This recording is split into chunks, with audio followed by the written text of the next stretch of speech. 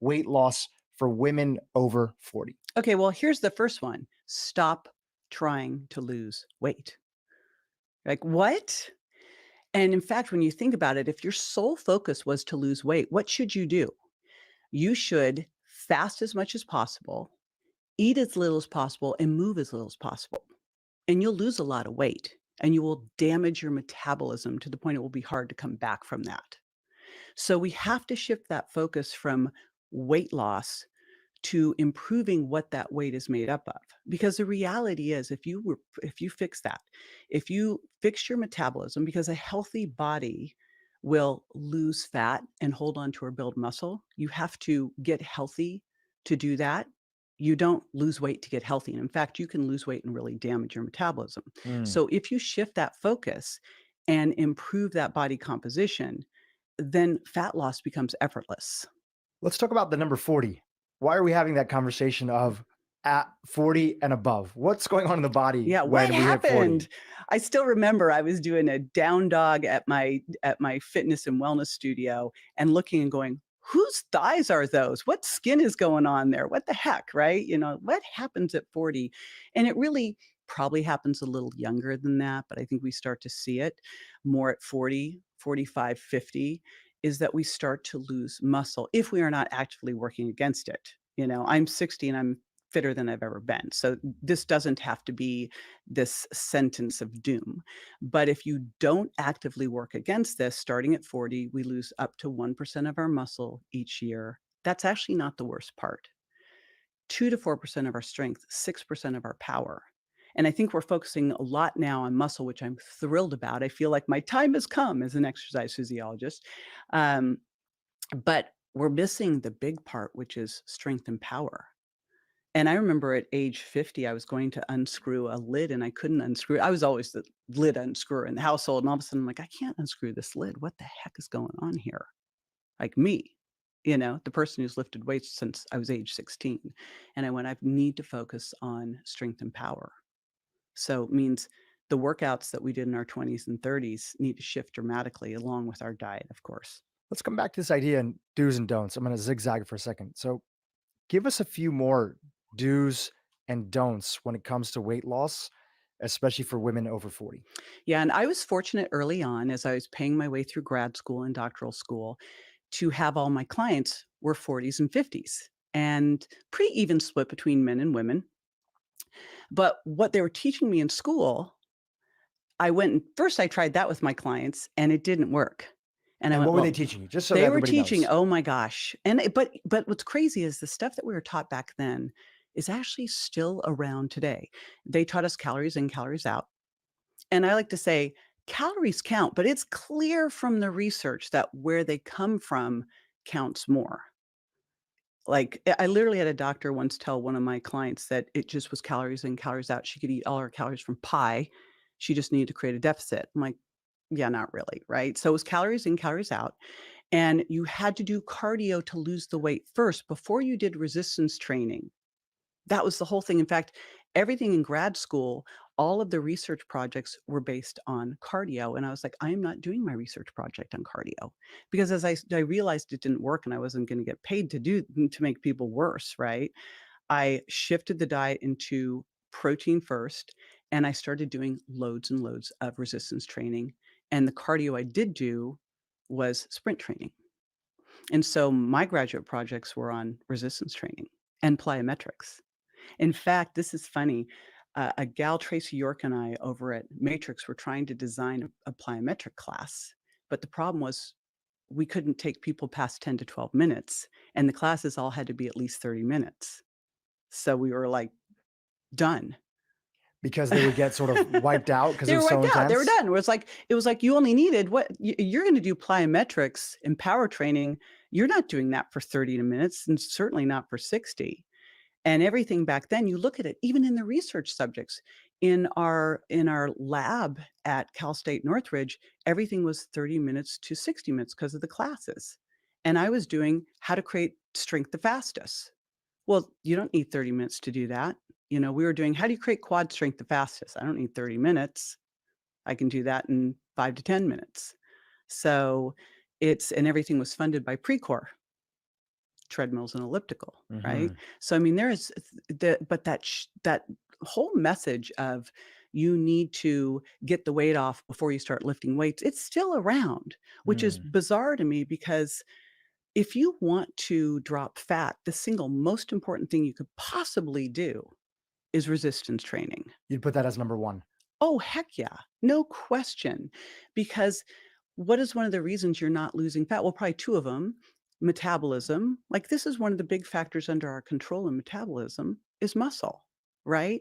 And insulin sensitivity. Fastest way you can improve insulin sensitivity besides sleep is muscle. Put Just on ex- more high quality muscle. just explain to people, why is that, to Why connect the is that? dots. So, muscle, there's 2 ways I like to think of muscle, and it helps a lot for women. Muscle is your metabolic Spanx. So what does that mean? It holds everything in tighter, right? But it also supports a better metabolism because the muscle protein turnover that has to happen is so costly. It requires more energy on your body. We've all heard that. We also are like, muscle takes more energy than fat. Well, why? It's that protein turnover that happens. The other part is it's a sponge. It's a sugar sponge. It's an endocrine organ. The best place that we can put our carbs is in our muscles so that we can store them and use them when we need them. So it's going to help lower that blood sugar response. And then we have insulin improvement when we are like when those muscles are contracting. So we get better insulin sensitivity. So if you just remember those 2 things, metabolic Spanx, sugar sponge, those are the key things that are really gonna help with that long-term body composition improvement. Yeah, and going back to this idea that you shared earlier is that yes, calories matter, but the quality of them matters. I think one thing that a lot of healthy people, probably a lot of people that consider themselves healthy that are listening to this podcast, right? And of course, that's a spectrum. I think that one of the things that's making a little bit of a resurgence is that it kind of was like for a while in the health industry, some folks, I'm not saying you, I don't know where you stood on this, were kind of saying, well, calories don't really matter. But I think that a lot of people that were in the health space found themselves with, because they don't track, or they've Mhm. never tracked before, so they don't have a good sense. They know how to look at a nutrition label, but they might be eating keto cookies or an Oreo gluten-free cookie, or they might even be having, this dressing that has a ton of olive oil instead of using, 2 tablespoons or using 5. Not that that in itself would throw it off, but all these little decisions could add up.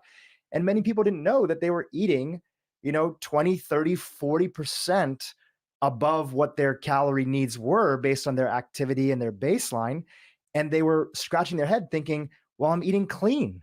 I'm Yeah, eating clean-ish. yeah, I'm eating and clean junk food, but I'm still not losing weight. too much healthy food's unhealthy. It is. Talk more about that for You a know, second. so what you just said is so clear that we underestimate our calories by about 40%. That's on average. Most people do that. Uh-huh. Yeah. And guess what? Even the health experts do. Yeah. Maybe not that high, but I have now become obsessive about having people track, not forever. Well, some things, like I think weight, and we'll talk about that, but tracking your calories and understanding where they're coming from and really looking at your macros and understanding what 5 ounces of lean filet look like is so important. And if you've never done it, you have no clue. How would you? Right? And so I think that and the research is really clear on people who track. And the great example is my husband, right? Who, when he did his DEXA scan, I'm like, that's it. We are going to make sure you're getting the protein you need. And he was so resistant to And just tracking. explain DEXA. Not everybody's familiar Okay. with that. So I was fortunate when I was 39 to do a DEXA scan. I think that starting at age 30, I actually would love to see at age 20 because when are you going to be able to fix your bone mass? Not at age 60. Like the idea that we use a DEXA scan for bone health at age 60 when that ship's sailed, right, is silly. So a DEXA scan used to be something we used for bone mineral density. And it was something that they would do with women, postmenopausal women. again, a little late, right? Trying to make sure that they weren't headed down the path of But, like, osteoporosis. we at that point, you can't unscramble an egg. It's really hard to get more bone mass on at a time like that versus when you're in your peak years, your teens and 20s. Still doable, It's still but it's doable, tougher, and but, there's all like this behavior change that you have to get. Somebody's had 60 years of not working out. It's right. a little bit tougher to get them to start working out at that time. Yeah, so I did a DEXA at 39, and what had changed was they didn't just do bone anymore. They had the software so they could look at everything else. And so they would look at because formerly you would do a bioimpedance scale, and I think this is an important thing to have at home, and no, it's not as accurate as a DEXA. Oh, what was it again? It's a bioimpedance scale. Bioimpedance scale. So, Is that the type or is it the well, I'll brand tell you name? some brands that I like, Okay. but basically, here's the bigger concept. The bigger concept is that we must know what your weight is made up of. Just knowing your weight is like total cholesterol 20 years ago. We don't know. I mean, if it's some obscene number, you'd go, huh? But you could have a total cholesterol that looks high, but when you unpack it, your fractions are amazing and it's a non issue. You could have a weight that looks high or low, but when you really look at what that weight's made up of, you go, oh, this is fantastic. So, what a DEXA allows us to do is look at what that weight's made up of and not just looking at body fat and fat free mass, because I think we tend to focus on that too much and not enough on the fat-free mass and where the fat is. In fact, 20 years ago, I tried to work on norms for fat-free mass because I'm like, where are the norms for this? How do we know how much skeletal muscle someone should have? How much Is fat-free mass the same thing as lean muscle mass? they're slightly different, Okay, but it doesn't really got matter. it. So The you're saying bottom 20 line years is ago. we got two things. We've got fat and we've got everything else. What a DEXA is going to tell you is a couple important things, not just that how much fat you have, but where is that fat? Is that fat visceral adipose tissue? That's the scary damaging fat, right? The pro-inflammatory, or is that the fat on your thighs, your glutes, right? So where's the fat? And then looking at fat-free mass, what is that? How much skeletal muscle you have? Do you have a fillet or do you have ribeyes for skeletal muscle? Because we've got to have that quality skeletal muscle in there too. And then it will also tell you, is it even? Like, is your right arm and your left arm, are they even? Right leg, left leg? Do we need to do some rebalancing in there as well? And so I will give you the great example. I'm really thrilled that Tim, my husband's letting me talk about this, but I'd done a DEXA at age 39. Now, I will say a genetic misfit. Women have 10 to 12% essential fat, men 3 to 5%. That's the fat we must have on our body to survive, right? So, women have higher body fat. Obvious reasons that we need to have more body fat. We've got more fat receptors on our thighs so we can store more fat so that we can breastfeed, et cetera, right? So at 39, I was 13.9%. Now, I'd been as low as 10%. I used to work out at Gold's Gym. I was like, that was my world, right? But I'm a naturally very lean person. I'm more of a mesomorph. Tim, my husband's much more of an ectomorph, could go into these skinny fat place very easily. So we go do this DEXA at when I'm 59 because I've decided that for my 60th birthday, getting inspired by Dr. Peter Attia and the Centenarian Decathlon, and then hearing our buddy Dr. Mark Hyman talk about how if you have a positive association with aging, you can live 7.5 years longer. I'm like, that's it. I'm going to get in my best shape for 60. So I go in and my body fat is 13.9%, same weight as when I was in my at 39, which is an important metric because a lot of people will say, I'm the same weight I was 20 years ago. And I go, well, unless your body composition's the same and it was good back then, that's not necessarily a good thing Mm. because we're tending to, again, lose that muscle mass as we age and put on fat mass. So here's Tim. He's basically been the same weight forever. Um, and his deck says 25%. Now, you wouldn't have looked at him and gone, he looks like a skinny fat. He carried it well. But I was like, this is not okay, honey. Like 25% is not okay for you. And back when I was in doctoral school, we were taught that that level for a man was insulin resistance. Now, it's weird because what we were taught were ideal body fats in the 80s are no longer what they're talking about as the norms And I'm like, I'm pretty sure physiologically we didn't change. So why are we making it acceptable to have higher body fat? But I will tell you, if that body fat, like for him, it was stored on his legs and butt, very different than a usual male body fat. It's safe body fat. He may not have liked it, but it wasn't visceral adipose tissue, which is super The belly dangerous. fat. The belly fat. And it's interesting, belly fat. Early on, I used to go to people's houses and I take their scale out, which I would never do now, but I take their scale out. I now have a bioimpedance scale, and I would do a tape measure and skin folds. And what I would look at is I do body fat through bioimpedance. I compare it to skin folds, and I'd know the disparity plus their waist measurement would tell me how much internal fat they had because there was no way to really figure it out, Right. And right? just so everybody knows, skin folds is a process. If somebody didn't have access to a DEXA, some gyms Right. still do it.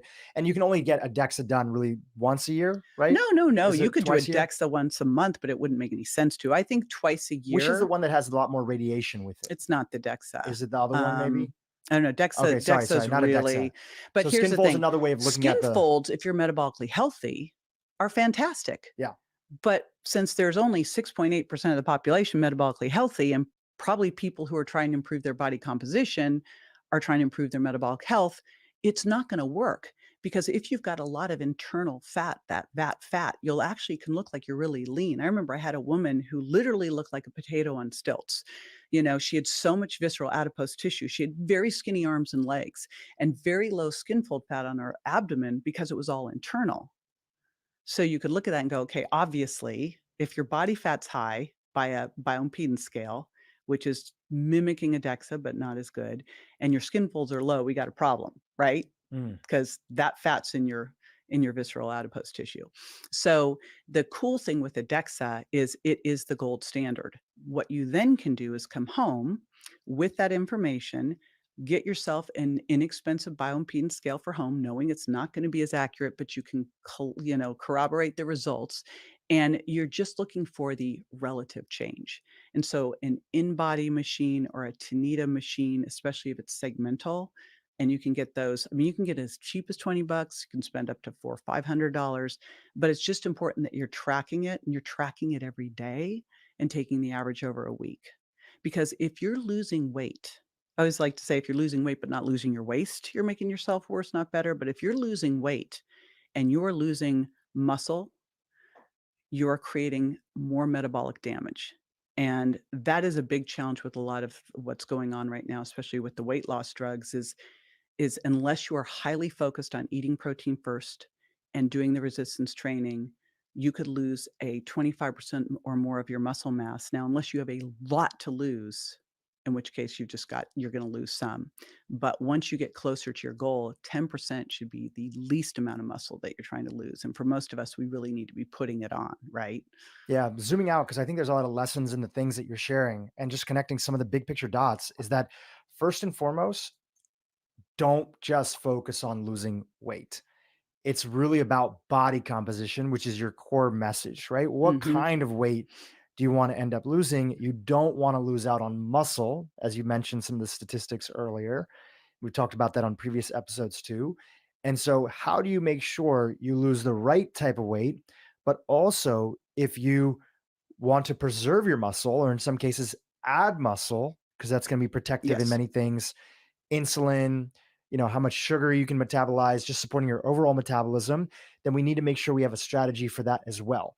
And combined together, would you say that when you do that, not only is it going to be more sustainable, but you're actually going to end up getting to your results much better than what people are traditionally doing, which is starving themselves? Well, I just would love everyone to just kind of think back to this time because I'm sure it's not just me or clients that I've seen frustrated, is you cut calories and you get on the scale.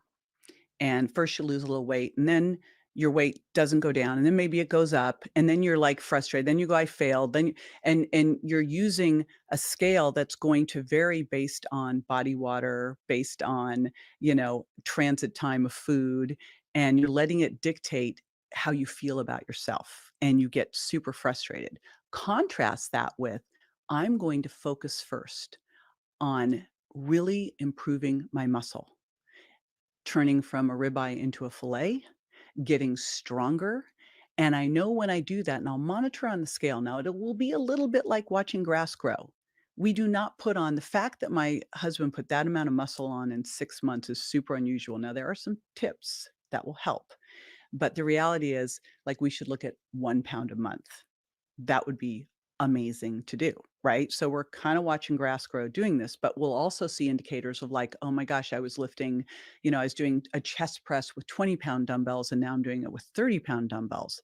That's amazing. It's so inspiring. So we've got to look at the metrics that are the leading indicators because a lot of times the body composition will be a lagging indicator, right? Hmm. And Hmm. so if we are getting stronger, we know what will happen. Now, we still have to make sure the diet's dialed in. I was all the way up to getting my PhD in exercise physiologist, exercise phys, but it was back during a time where we didn't even talk about hormones. There was no exercise endocrinology back then. Mm. And I looked at this and I looked at my clients and I went, I have got to pull the nutrition in too. Like when you put these two together, it's not 1 + 1 = 2. And especially when you look at building muscle, you can go in the gym and kill yourself all day long, but if you're not eating the right diet, you are not going to get the results that you could. When it comes to weight loss, what percentage would you break down is diet and what percentage is the working out piece, specifically getting the right strength training? So, diet can make some initial big shifts and then it will leave you high and dry, right? And if you look at people who've tried to maintain their weight through diet alone, they are the ones that get skinny fat. So the big thing that the diet needs to be there, but in order to create long-term sustainable, appropriate body composition, it's the exercise. There's one other piece though. Like when I look at this and go, we need to totally improve your body composition. If I could only do three things, what would they be? It would be the diet shift. It would be resistance training and a little hit training and sleep. Because all bets are off. We could be eating protein first, getting the right amount of protein in the diet, doing the right amount of carbs and fat for you, doing your resistance training, adding a little hit, and you're not sleeping well, it's not going to work. It's going to mess you up. Oh, yeah, Yeah, you're not big going to time. So, okay, so let's just recap those. So, diet, you put that first? So, to start with, and here's why Yeah. we need a win, right? Like, I've worked in this field for 40 years. And it is really hard to tell someone, "Hey, you know what? We're gonna do this, and in 6 months, you're gonna see this." They're like, "But I wanna I'll just go do Jenny Craig because they say I can lose this in this amount of time." I mean, when I wrote The Virgin Diet, the tagline was, "Drop 7 foods, lose 7 pounds, just 7 days," which the reality is you do the Virgin Diet, all those processed foods are out. So it's this quick shift that gives people so much of a win that they're in. We know in weight loss that faster weight loss gets people emotionally in the game and then they tend to have better results. They're more likely to stick to the diet. They're more likely to Yeah. feel like I'm committed to this Yeah. process. So personally, I like to start and I like to do one thing at a time because if you give people too many things, they do nothing. Yeah. Right. So my first thing is if all you started with was to start tracking. And I will no longer I work with a couple clients now, and we actually are doing this with groups. If you won't track, I will not work with you. Mm. Won't do it.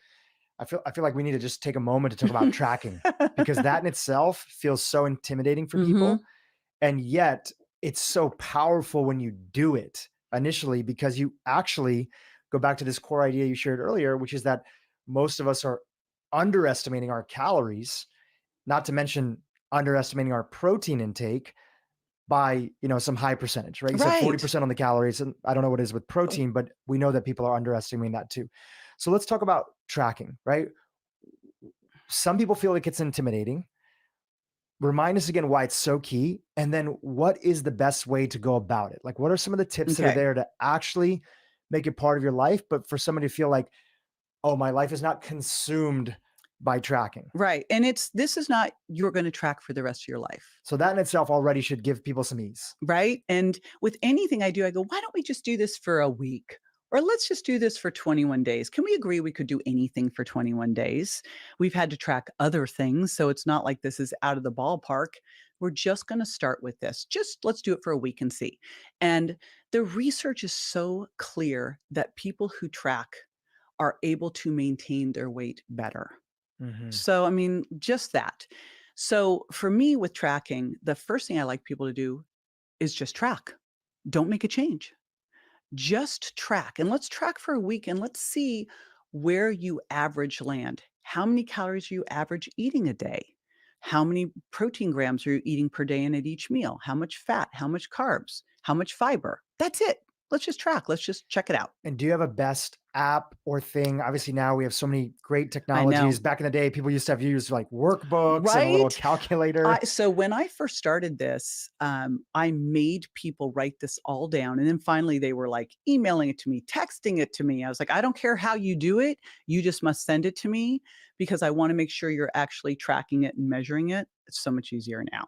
So there's two that I love. I love Lane Norton's Carbon app, and I also love this is a free one. It's Chronometer.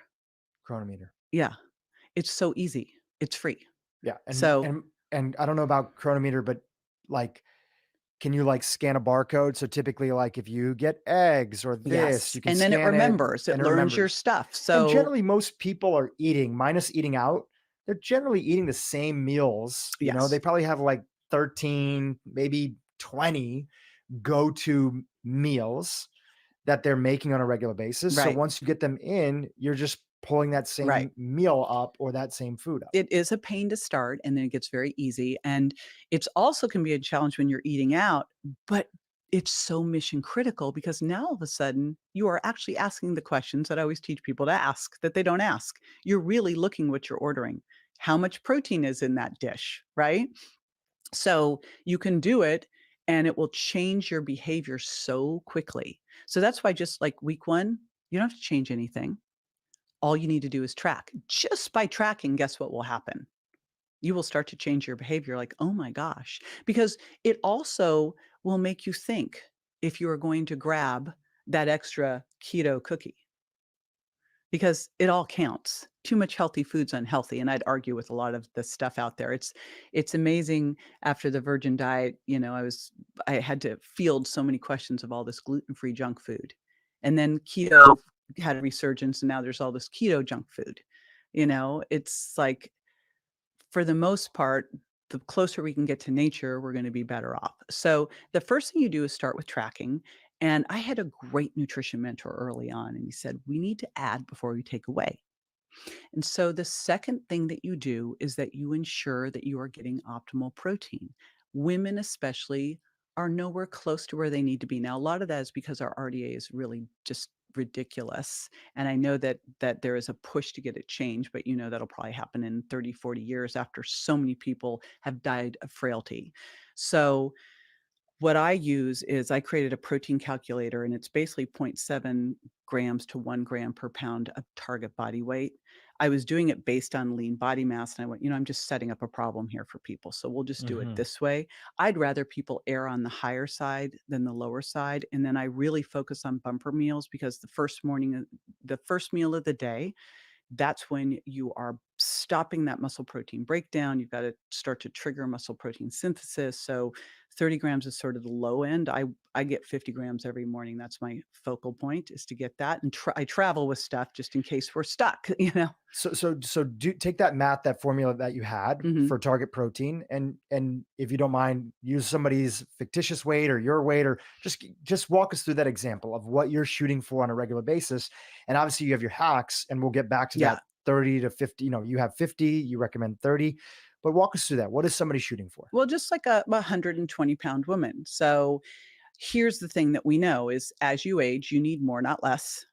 Right? We have anabolic resistance. We're not able to do muscle protein synthesis as well as we used to. If you're vegan or vegetarian, you likely need more, not less, because you don't have the essential amino acids and protein digestibility that you would if you ate animal protein. So, and as we age, we have lower stomach acid. Likely you need protein digestive enzymes too. So the reality is, if you're not working out, you need more, not less, which is such a counterintuitive thing. You think, oh, I'm working out, I'll need more, but you actually need less because you've got just some of the triggers for building muscle from just the resistance training. But I would rather err on the high side of 1 gram per pound of target body weight. If you're under a lot of stress or having surgery, I'd go up from that. Like when my son had surgery, I had him on 2 to 3 grams per target body weight, obviously using a lot of supplementation.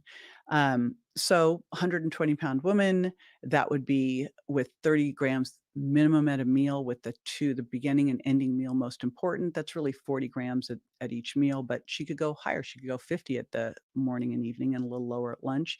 The evening's important too, because overnight you're going to go into muscle protein breakdown again. So let's like reduce that as much as possible. Yeah. So just to tease out a few things that are there. So number one, for your clients that you've worked with, and obviously you've written books and sold, a bazillion copies, and have different Mhm. programs that people have gone through. When people start and it comes to the topic of protein, I have the experience of having kind of shared that with my sisters and podcast guests that have come on and talked about the power of protein, just like you. A lot of women feel like, whoa, I'm not eating anywhere near to that amount. What do you find for your average woman that's out there? Let's maybe go a little bit higher in weight. 120 might be a little bit lower than the average weight of a lot of the women that might be out there that are 40 plus. Let's say somebody's like 160, 150, Mhm. right? And they are trying to eat healthy and they feel like they're shopping at Trader Joe's and Whole Foods and other things like that, but they've never tracked before. So they don't know where their calories are coming from. If their target body weight is, let's say, 130, right? Or Mhm. even 140, they want to drop 10 pounds, right? Depending on their height and everything like that. What are you often finding is actually the amount of protein that they're eating? If the goal is, let's say, 130, because you're asking them to eat a gram per target weight that's there, right? What do you often find is the spectrum of what people are eating if they're not Well, if they're tracking not this? paying attention to it, they're nowhere close. Now, fortunately, I Half, maybe? They're eating yeah, like probably half? about half. Like in my world, I have for over a decade taught people to break their fast with a loaded protein smoothie. Mhm. And done correctly, that loaded protein smoothie minimally would have 30 grams of protein, but can have as much as 50 grams of protein. You can just spike that thing, right? You can Right. use, I love Good Karma flax milk because it's got some extra pea protein in it. You can add some extra collagen, not a complete protein, but still it will give you some protein grams. You can use your protein powder. So it is pretty easy to get it in that way. But for the average person who might be having their little like muffin for Avocado breakfast, toast. their avocado toast, and they have a poached egg, and that Yeah, poached egg gave them 6 grams of protein. right, and It's then let's say nowhere near. avocado has a little bit of protein, but not much, I mean, maybe right? they got 10 grams from all of that, Yeah, but let's be honest, the avocado and the toast, that's not high quality protein, right. right? You're not You're getting not all of gonna your essential amino you're not gonna acids take that to the there. bank. Yeah, you're not going to get that leucine level you need to trigger muscle protein synthesis. So that's why I say the first step is track. Then the second step is let's just focus on protein. And here's what's cool. It's what's bizarro is the food guide pyramid that became the My Plate was like a science experiment. No people group in history had ever eaten the way that the food guide pyramid had put together. And in fact, it is so obesogenic, it's ridiculous. Like if you look at what makes people gain fat? It's a low protein, high carb, high fat diet. Like the single thing we know is don't eat high carb, high fat. And that's what that pyramid was, right? And we know too that if all you did was increase protein to even 20%, 18%, but let's say you took it to 20 to 25%. First, you have the thermic effect of food. And when you look at our metabolism, we have our resting metabolic rate. We have the what we do throughout the day, the NEAT that we all need to be doing more of. We should be standing up right now. So standing rather than sitting, walking farther away from the car, like park it far away instead of trying to find the closest spot. All that stuff counts, fidgeting, etc. And that accounts for a lot more than exercise. Exercise like 5%. Everyone's like, I did the exercise and I got my calorie burn on the treadmill. I'm like, it didn't subtract out your resting metabolic rate. That's not really your calorie burn. And so you have exercise, you have basal metabolic rate, you have your NEAT, and then you have the thermic effect of food. Now, fat's nothing. Carbohydrates like 10 to 15%. protein 20 to 30% because it has to go through and do the muscle protein turnover. So think about if all you did was push up your protein, which is going to be more satiating, it's going to have better blood sugar control, and it's going to have the thermic effect. You're going to crowd out the other stuff. That's why the whole thing, my mantra is eat protein first.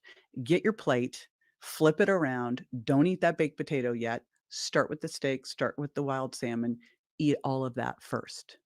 Get the protein in first. Yeah, We because then just you know you got it, but also you're going to get full. Mhm.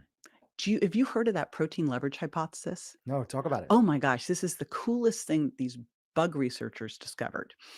And what they discovered with bugs and then with animals, and then like I discovered this just going to a vegan restaurant. So I'm sure you'll relate to this being a recovering vegetarian is that when you sit down to eat and it's a low protein meal, you will overeat in order to get enough protein in. Mm.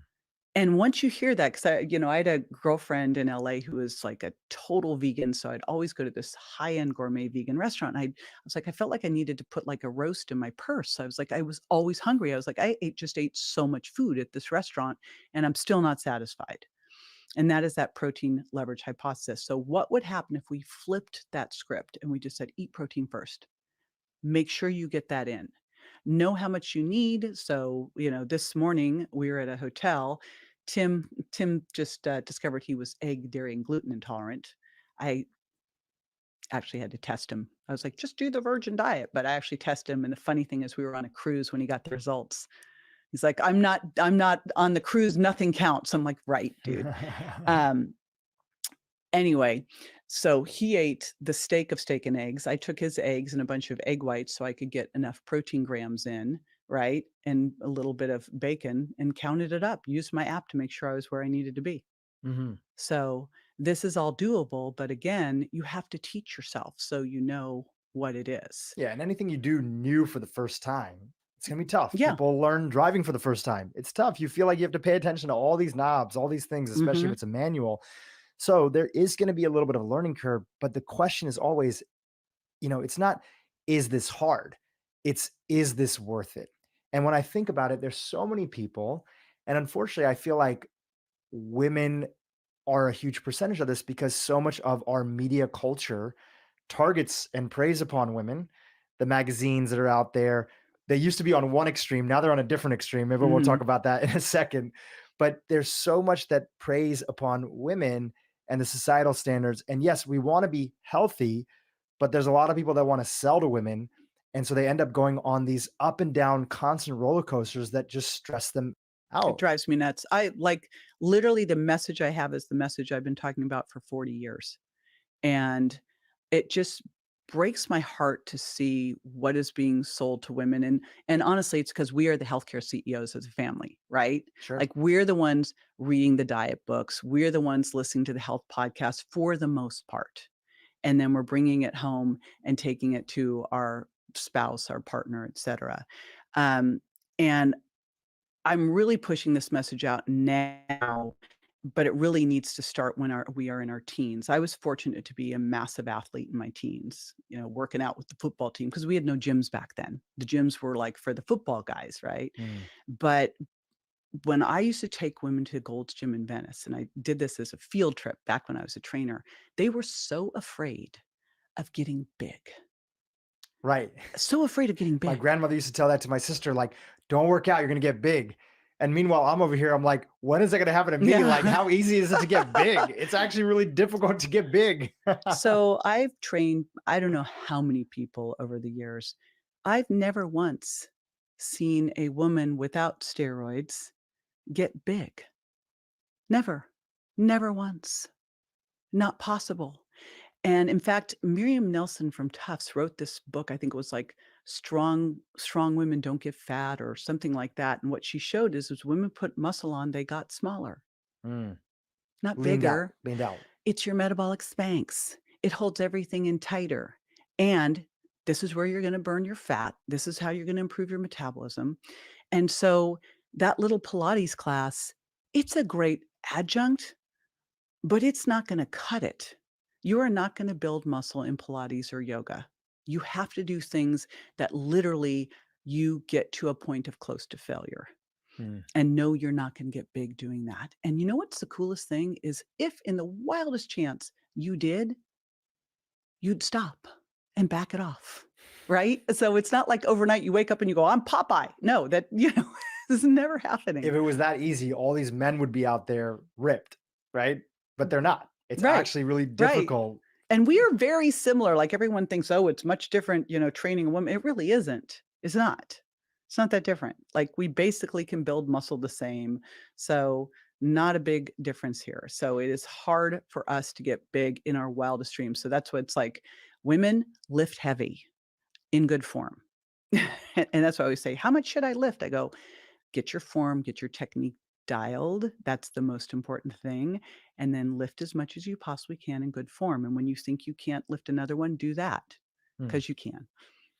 So where we are, we were talking about diet and that being the biggest thing because Mhm. you get some quick wins Yes. and you also understand your baseline. And just by tracking your baseline, you're in a place where you're naturally going to start making better decisions. To do that, it's better and it's going to be easier and more sustainable if you use some sort of app. And we'll list some of the ones you mentioned inside of the show You notes have to that are use an there. app. You Like got to use an app. 20 years ago, I was like, write it on a journal page, Yeah. No, use an app. It's so easy. It learns for you. It will blow your mind. It's the single most effective thing for for improving your diet is just tracking. It's So simple. And track again, first. track first. Just 1 week. Just check things out. Be curious. Go, what am I really doing? And what are you looking at? You're going to look at overall calories for the day so you get a sense of what does your body need. Because we naturally will do a maintenance thing. We eat a little more one day, we eat a little less the next day, just kind of see where your average is, right? Next, as you're tracking that, you're going to look how many proteins grams am I eating per meal and overall, how much fat am I eating? Where's that fat coming from? Right? Is that coming from omega 6s? Is omega 3s? Like, where's the fat coming from? It's great if you go that granular, but you don't have to. The one I really want to see is carbs and fiber, because there's a big difference between having 130 grams of carbs and no fiber versus 130 grams of carbs and 30 to 50 grams of fiber. So fiber should be a macronutrient. Yeah. What's your target? What do you want people to hit for? Obviously, it might take them time if they're not eating a lot. I think the average American is getting less than 15 grams of fiber a day or like 10 grams of Yeah, fiber I a think day. that it's somewhere in there, and I've learned my lesson. Unfortunately, I learned my lesson with my dad when I upped his fiber too fast. Oops. So you increase your fiber over time, not Slowly. overnight, with water. And the other one that you've got to track is hydration. Because if you're dehydrated, you actually will store fat, not burn it, which is a crazy thing. And it takes minimal amount of dehydration, like 1% to start to raise stress hormones. Your body actually takes glycogen from your liver, frees it, turns it into fructose, and stores it as fat so that you, like the camel, can make it out into the desert and be able to break down that fat and get water. Yeah, yeah. When people So, see camels and they're in the desert, yes, it's don't the be a fat, camel. it's Don't be a the camel. fat that's in the hump that allows them to live for a long time without actually drinking Right. water. No And different than like bears putting on fat before they go into hibernation. We've had Dr. Richard Johnson on the podcast. He's I talked a little about love his him so work. much. I totally did an embarrassing fangirl over him. Oh yeah? Yeah. What'd you do? Well, just because he's so I think he is just a treasure. And just that information on fructose, when I was writing the Sugar Impact Diet, he was my, like, man. Yeah, Like, it's such great information because in the Sugar Impact Diet, I go, "We've been looking at this all wrong." yeah. Like, but there tend to be either it's all fructose or it's all sugar or it's all carbs. I'm like, Mhm. what if we just looked at all of this and went, you know, fructose, insulin and glycemic index versus fiber and nutrients and not make it's either make carb the villain, fructose the villain, Yeah, I sugar think the we're villain. getting out of villainization. We're Right. It's realizing like, that you can have a broader diet and it's all about how to make it fit in a way that people can follow it and that they only have to focus on a few core things. And then great, if they want to go crazy every so often, that's fine, but that's a lot easier to do when you have that baseline and that mhm. consistency that's there. Well, and the good news is, so when you're eating protein first, okay, so there's a cake coming out for dessert. You'll have a little bit of it, but you probably will be too full to do much more. Right. And you can, life involves cake. Right. People always go, "What do I do about my birthday?" I go, "Have cake." If you like cake or pie, what it just that's your birthday is not the issue. It's not in order to have a sustainable plan, you're gonna have these things that come up, they're fine. You just learn how to deal with them. But in the tracking, again, the next thing you just look at is protein and making sure you're getting enough. After that, the next thing I look at is getting in 5 to 10 servings of non-starchy vegetables a day. Yeah. Which Like, are examples.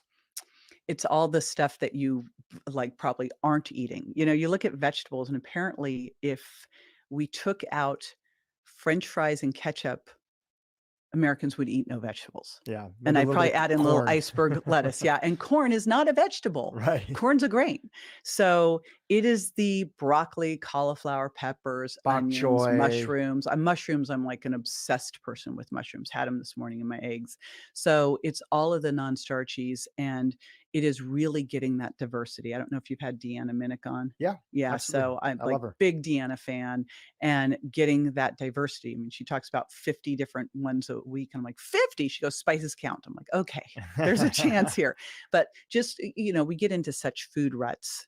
And this is where literally frozen vegetables can save the day and frozen fruit because frozen vegetables peaked at the height of harvest, and frozen you can have your cauliflower rice, broccoli rice, all sorts of different things that maybe you wouldn't get, mushrooms, etc. So we really work on getting in a diversity of different vegetables and salads. And so 5 is my baseline, and that's a half a cup cooked or a cup raw, and really tends the goal. So protein, and with protein generally comes some healthy fats. That's why it's really important that you are what you ate, right? Because that will change both the amino acid and the fatty acid profile. But if you're eating grass-fed finished beef, you're eating wild fish, you're getting good omega-3s, some CLA from the beef there. So you count some fat in with the protein. Then you do your non-starchies, likely use some extra virgin olive oil there or something, count that fat in. Then you add in 2 fruits a day, and those me like again big diversity, but I loved berries. And then after that is your decision with fat and carbs. But I find quite often when you do that much and you've used some fat in the preps on the other things like some ghee or some extra virgin olive oil, you're pretty close to done, Yeah. And right? it's like they're so satiating that you don't really even feel like you have a lot of room. When people start to track and they prioritize protein and they're getting in those vegetables, they're getting in that fiber, those non-starchy vegetables, they start to generally just feel more full Right. versus being on the high carb, high fat, which you end up in particular about the carbs, you're on this blood sugar roller coaster. And even if you're sticking at your calories, the sort of snack well or the Weight Watchers approach from back in the day, which is eat anything, it's just Mhm. well, I think Weight Watchers changed it a little bit But it was later back on. then. It was just, count the points. Count the points, what it is. Well, those foods are gonna generally make you crave other foods, and your blood sugar, we've done a bunch of episodes on that topic. It's gonna drive you nuts, and you're not gonna have focus, you're gonna feel crazy, and you're gonna constantly feel like you have to keep a bunch of carbohydrates and snacks Right. and Skittles and other stuff in your pocket or extra caffeine just to make it through the day. So early on, when I was first in graduate school, I was training clients at the Pritikin Center in the Pacific Palisades. The Pritikin Center was vegetarian, although they did fish twice a week at 2 meals. People would come live there, and it was 10% calories from fat. It was a very high carbohydrate diet, low protein, probably 10% from protein, high carb. Now, I'm one of those people that goes all in with something, and I'm like, I will try this. I was literally getting living on bagels, fat-free cream cheese, pasta, potatoes, and skim milk lattes, and I had to eat every 1 to 2 hours, and I was literally hypoglycemic. And I remember I was in back at I did a body composition test. We were doing this at USC when I was at their PhD program. We were calibrating all the different body composition tests, and I came out at 25%. Wow. Now, 25% for me is just like I never sit there. And I was doing loads of cardio and eating because that was Pritikin, loads of cardio, super, super low fat, low protein. And I went, "Nope," because I just was like, "Let's test it and see." I was like, "Wow, did that damage my metabolism Wow. quickly, quickly.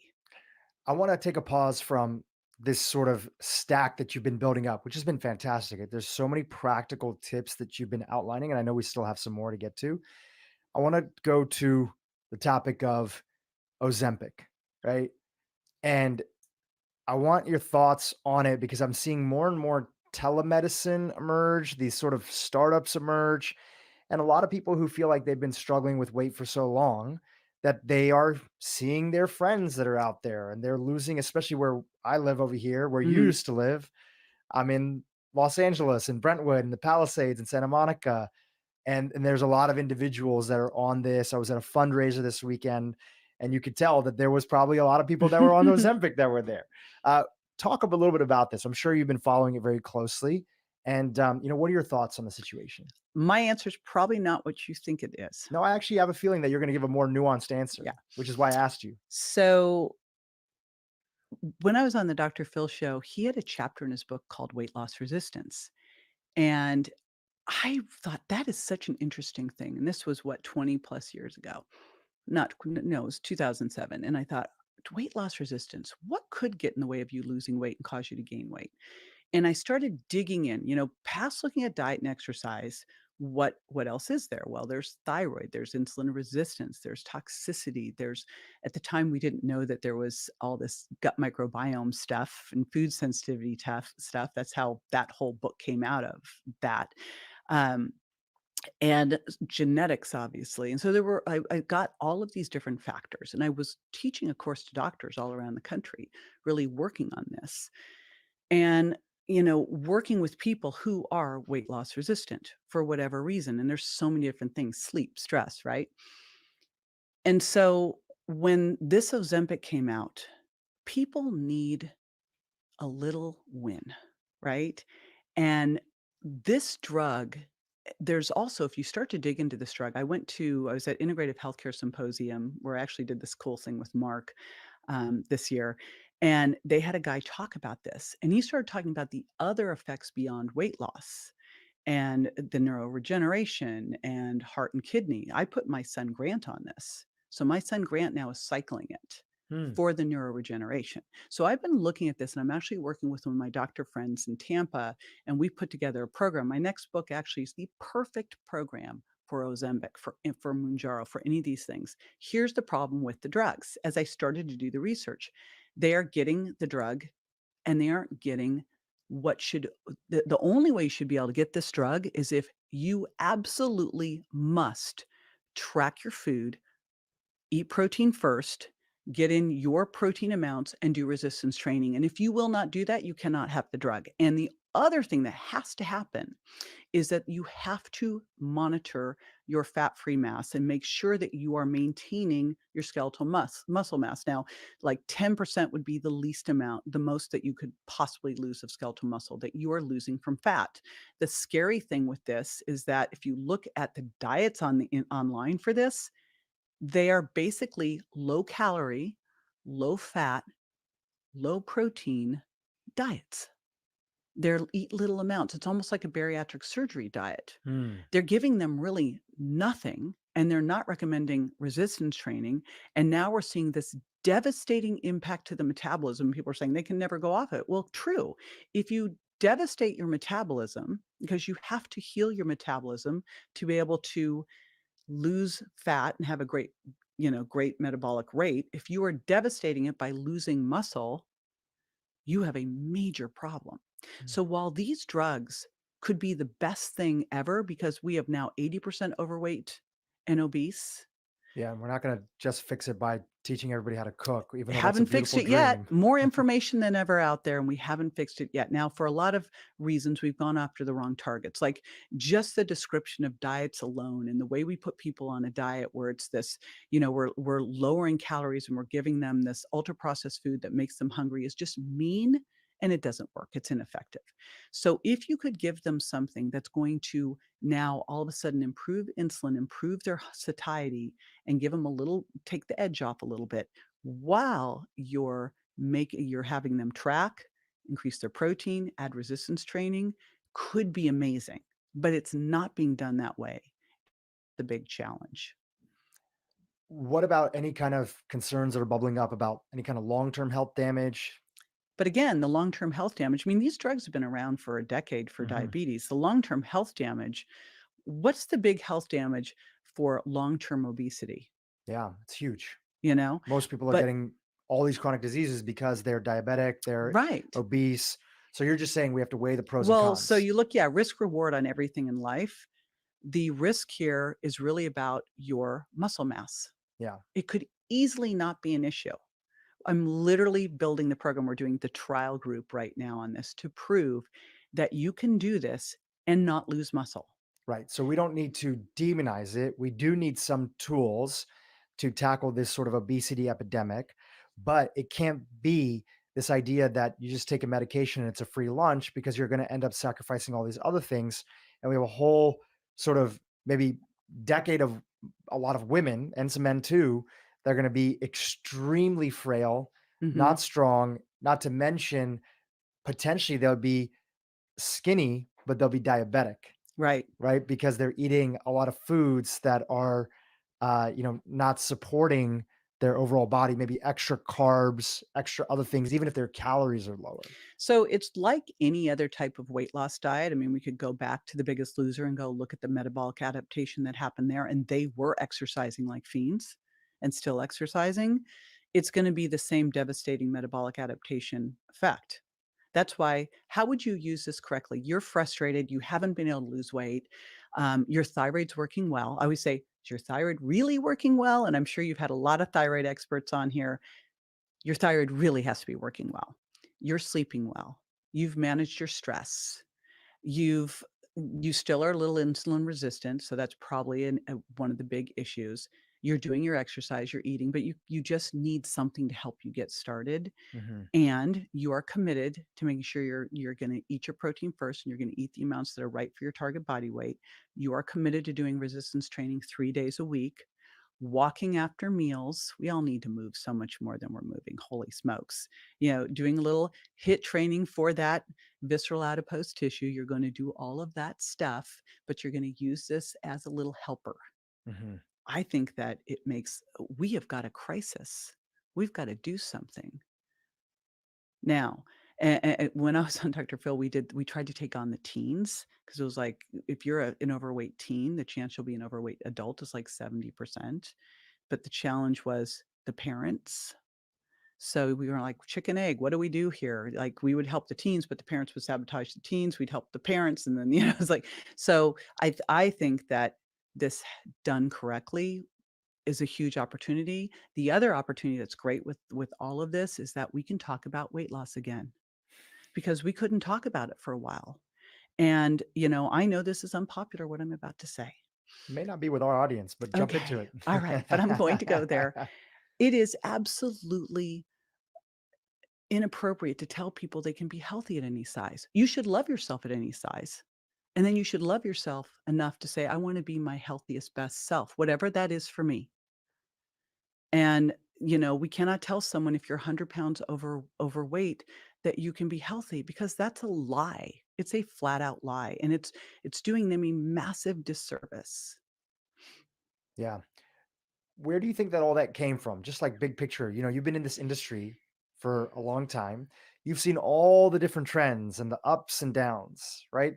Was that a reaction to, not to demonize anybody, but like Vogue and these different magazines putting the super skinny models on there and sort of a lot of that was going on in the 90s and the early 2000s that's the vision of beauty. That started And in the so we 60s with Twiggy.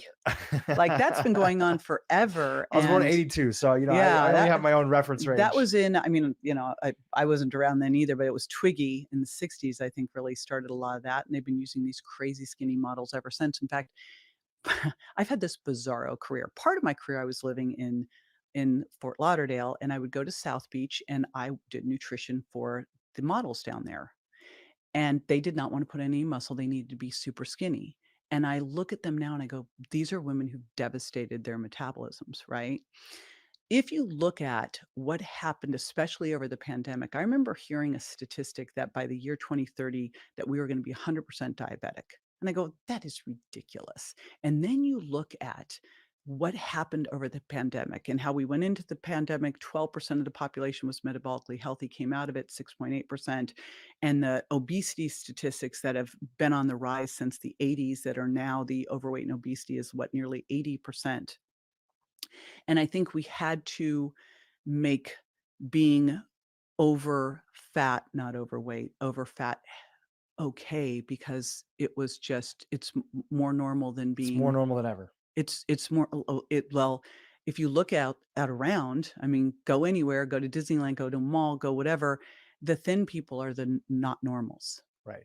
right? The normal weight person's the not normal. So we just made it okay, but that's not helping anyone. Sure. It's Maybe not also a little bit of like the politically correct language. Let's Yeah. create safe spaces for everybody. Well, and And let's do that. Like, let's not demonize someone because they're struggling with their weight. I can pretty much guarantee you, since I've worked in this field for 40 years, that no one is sitting there going, you know, I feel great about being over fat.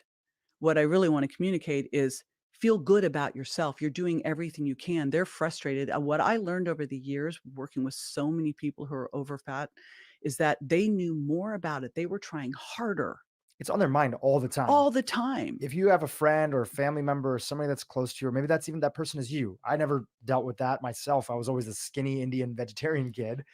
So I had my own challenges Yeah, over yeah. there. Um, but it is literally on your mind all the time. Anytime you get Yeah. dressed in the morning, anytime you go in the mirror, anytime you walk into a room, people constantly have that narrative of, are people looking at me? Are they going to like me? Do they think I'm too fat? That's just a constant thing. So they don't want to be that way, right? And they haven't been given the right tools and information, kind of been lied to a little bit by the narrative that's Kind of been been out lied there. to. Like, you look at what we've done over the last 30 years telling people to eat. No, you just need to no, you need to cut the fat out. All you need Mhm. to do is go fat free. No, you need to eat pretty much only fat. No, like, you look at it and go, "Should I be fat free, low fat?" If you look at all of the traditional diets out there, it's carbs are fat, carbs are fat, carbs are fat, and they miss the most important one and just go, "Well, what if you just focused on your protein?" And then it was like extras do loads and loads and loads and loads of cardio. We've devastated people. That can make you lose your muscle and raise stress hormones and make you hungrier for carbs. We know that when you do chronic endurance training. Burns up muscle, raises stress hormones, makes you hungrier.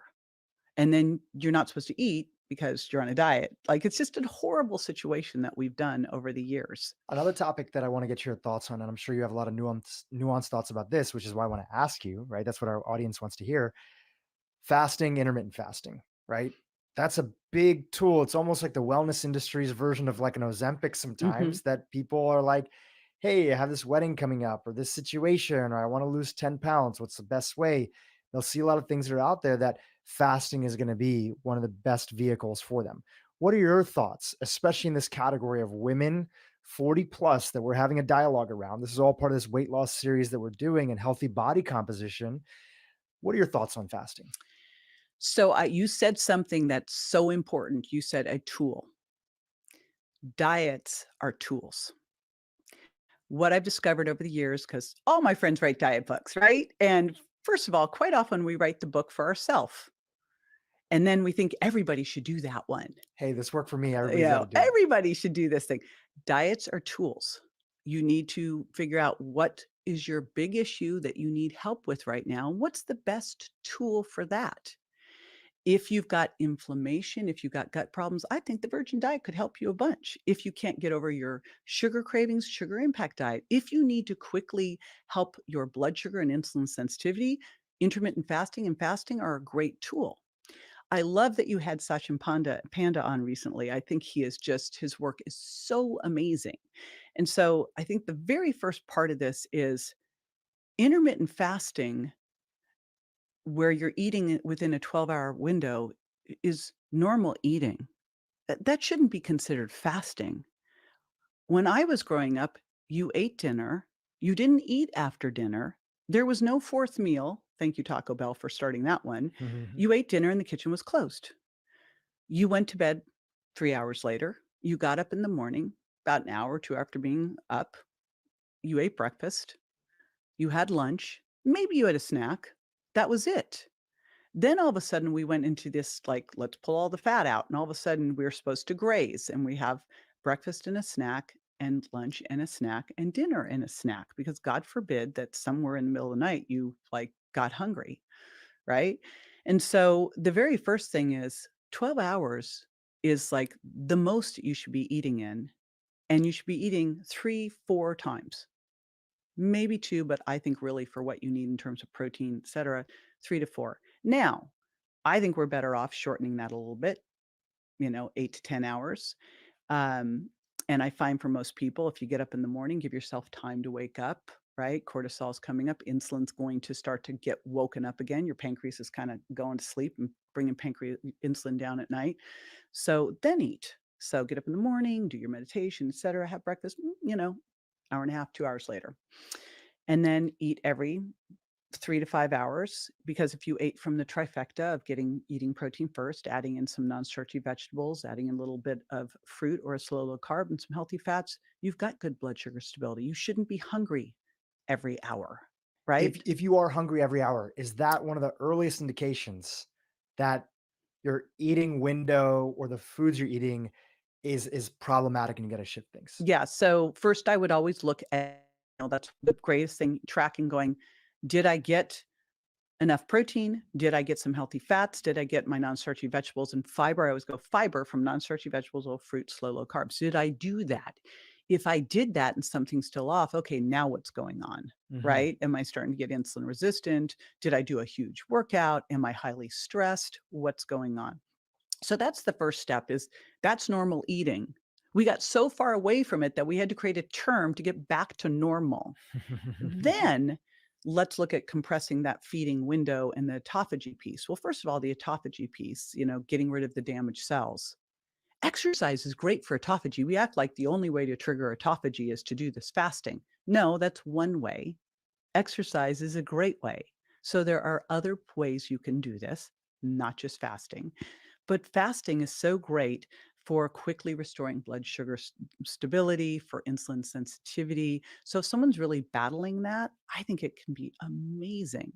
Where it's not amazing is a 40-plus-year-old woman who's basically dieted her whole life. She's really damaged her muscle mass. And now she's going to do this, and she's going to eat OMAD, one meal a day, or she's going to eat 2 meals within her feeding window. No way she's going to get enough protein during that time. And that's a problem. Now, could she use it as a tool once or twice a week? Sure, that's a great thing. So maybe you do a 9-hour window 5 days a week, and then you say, I'm going to do weekends. It's easier for me. I'm going to compress it down and trigger some autophagy and do a 5-hour eating window. Totally do that. But a daily thing, I do not agree with the daily thing for the 40-plus-year-old woman, unless they've got way more muscle mass than they ever wanted to have, and they're hugely insulin resistant, and those 2 things don't go together. So they would be the weird unicorn out there. Yeah. This goes back to a larger idea, which you're really talking about focusing on the basics. Even in your example with Ozempic, right? You were like, okay, can it be a tool? Awesome. But how do you do it right? Mhm. Fasting, can it be a tool? But how do you do it right? And doing it right comes back to your core message that you were sharing earlier, right? Are you getting the right amount of protein? Are you tracking in some degree? Doesn't mean you track forever, but you have a general sense of how many calories you're consuming overall, even if you eat clean, Right, and where they come from. and where they come from, right? Eating too much of this, too little of that, etc. And then also, especially front loading a lot of that protein in the beginning of the day to increase that satiety and to have you be less hungry throughout there. And I think that one thing is important, and it's good to see the wellness industry shift over time, is that with the focus on these basics, like functional medicine is so amazing, integrative medicine is so amazing. And sometimes it's convinced people that, oh, it's this mercury thing, or Yeah. it's this thing over here, You've got mold. or mold, that is the reason that you are overweight. Not that those things can't play a role, right? Especially when somebody's had progress and then they kind of get sort of bottom out, right? Yeah, But if you're not looking at the basics, more likely it's the basics and not some crazy thing out there that you haven't discovered yet in some obscure test. Would right. you agree with that? So when I started working in the whole weight loss resistance realm, like became obsessed with it, identified all of these different things, the first step so that I could understand the degree of your weight loss resistance was, let's get the basics correct. So the basics were, of course, the diet we discussed already, Hmm. starting to do resistance training hard and some HIIT training And sleep. and walking after meals, getting that sleep dialed in, and looking at your stress. Remind me to tell you a funny stress story. Then we could start to look at those other Yeah. If things. those things aren't together, again, just repeat them one more time because I think they're so essential for people. So with diet, track, eat protein first, optimize your protein intake, and then add the non-starchy vegetables, add the fruit, and I have a trifecta. I call it eat by the plate, which is protein, and again, eating protein first. Then your healthy fats and your fiber from your non-starchy vegetables, fruit, and a small amount of slow low carbs. The more fat, the less carbs. The more carbs, the less fat. Do not eat high carb, high fat. That is the obesogenic formula, right?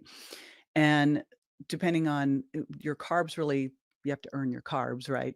So beyond the vegetables and the fruit, what else you need really depends on your activity level.